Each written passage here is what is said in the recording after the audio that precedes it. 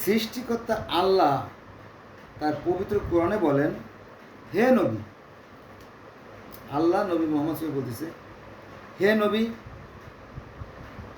বলুন, নবী মোহাম্মদকে বলতেছে আল্লাহ, আপনি বলুন যে জিব্রাইলের শত্রু হবে, যে জিব্রাইলের শত্রু হবে সে জানুক, সে তো অর্থাৎ সে মানে কি, সে জিব্রাইল তো আল্লাহর নির্দেশে তোমার হৃদয়ে কোরআন পৌঁছে দিয়েছে, হৃদয়ে কলবের ভিতরে বা ব্রেনের ভিতরে যাই বলেন কোরআন পৌঁছে দিয়েছে। তাহলে এত নাটকের তো দরকার নেই, অনেক ধরনের কল্পকাহিনী, অনেক ধরনের গল্প আছে, অনেক কিস্সা আছে, হ্যাঁ, এগুলো মসজিদে শোনানো হয়, আমাদের সময় শোনা হয়।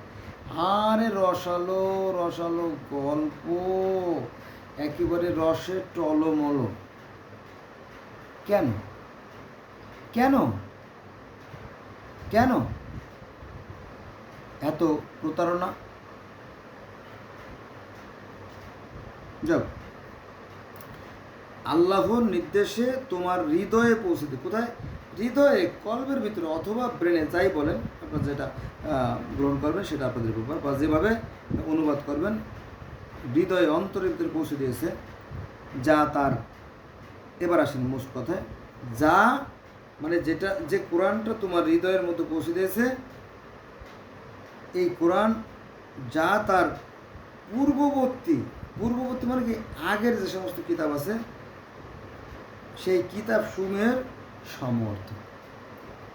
পূর্বে যে সমস্ত কিতাব অবতীর্ণ হয়েছে সেই কিতাব সমূহের সমর্থক, এবং মুমিনদের জন্য যা হিদায়াত এবং সুসংবাদ।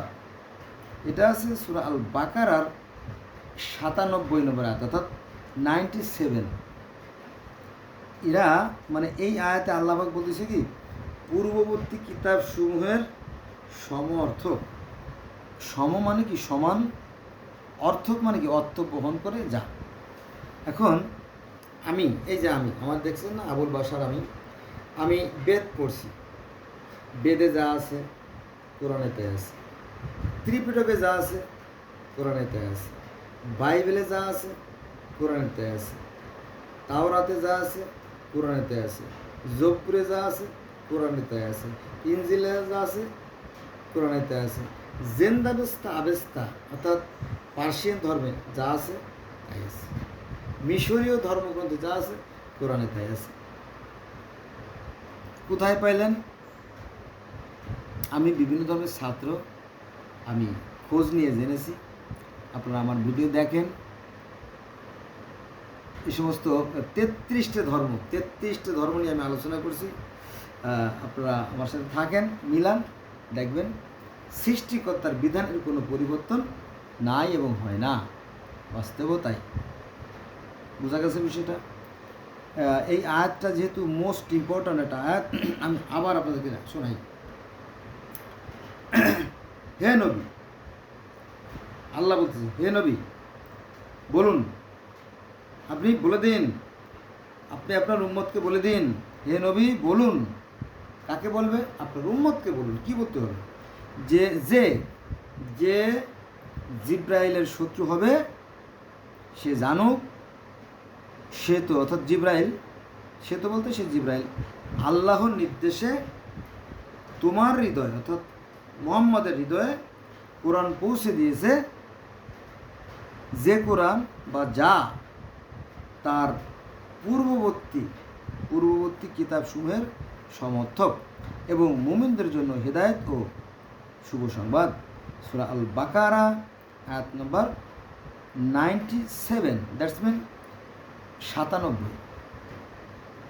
তার মানে পূর্ববর্তী কিতাবসমূহকে তো অসম্মান করতে বলে নাই, কিন্তু আলেমরা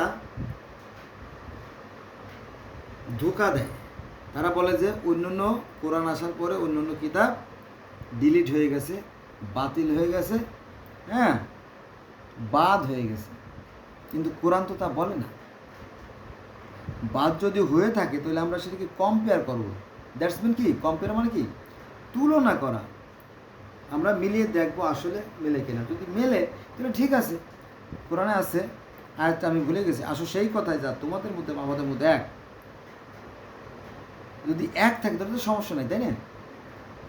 কিন্তু আমরা অধিকাংশ মানুষ কোরআন জানি না, কিন্তু নামে মুসলমান। এই ধর্মের দোহাই দিয়ে জান্নাত পাওয়া যাবে না, সাবধান। ধর্ম নিয়ে বাড়াবাড়ি করা যাবে না, ঠিক আছে? বোঝা গেছে বিষয়টা? নইলে সমূহ বিপদ। ওখানে কিন্তু কোনো ঘুষ চলবে না। ধন্যবাদ সবাই।